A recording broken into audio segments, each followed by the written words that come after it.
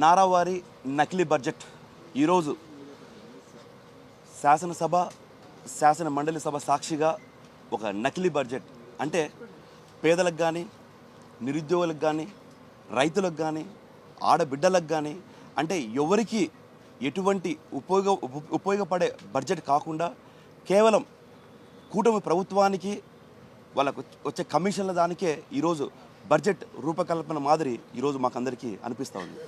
2026-27 budget సందర్భంగా సుమారుగా 3,32,205 కోట్లతో ఈరోజు 2025-27 బడ్జెట్ ప్రవేశపెట్టడం జరిగింది.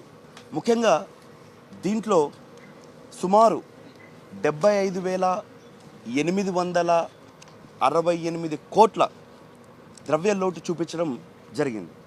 దాంతోపాటు సుమారుగా 22,000 కోట్లు రెవెన్యూ లోటుగా చూపించడం జరిగింది. అంటే ఓపెన్ మార్కెట్ అప్పులు 76,182 కోట్లు చేయాలని ఈరోజు ఈ ప్రభుత్వం నిర్ణయం తీసుకుంది. అంతేకాకుండా కేంద్రం నుంచి సుమారు 19,033 కోట్లు అప్పు చేయాలనేసి నిర్ణయం తీసుకుంది. అంటే ఈరోజు ఆంధ్రప్రదేశ్ రాష్ట్రంలో అప్పుల్లో నంబర్ 1గా ఈ కూటమి ప్రభుత్వం నిలిచడం జరిగింది.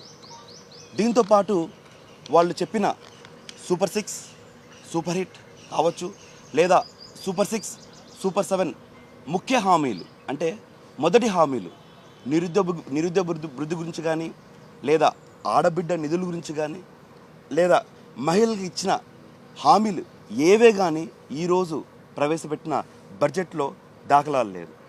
దాంట్లో ముఖ్యంగా నిరుద్యోగ వృద్ధి గురించి మనకందరికీ తెలిసిందే.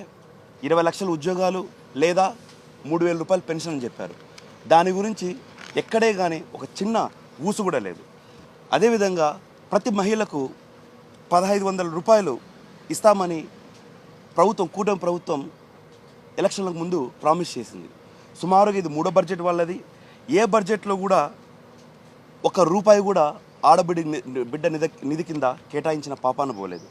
అదే కాకుండా అన్నదాత సుఖీభవ కేవలం 6,600 కోట్లు మాత్రమే కేటాయించడం జరిగింది.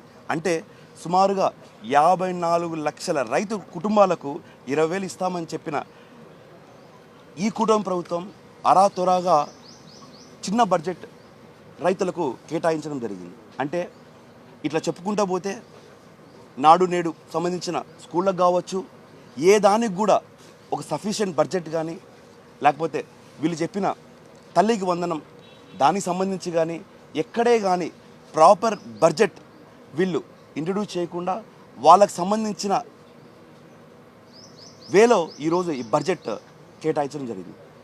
ఈ బడ్జెట్ మళ్ళీ కేవలం కూటమి నాయకుల కోసం నిర్ణయించిన మాదిరిగా కనపడుతుంది. కానీ ఎక్కడే కానీ పేద ప్రజలకు కానీ ఆంధ్రప్రదేశ్ ప్రజలకు కానీ ఈ బడ్జెట్ ఉన్నట్టు మాకు ఎవరికి అనిపిస్తలేదు. Thank you.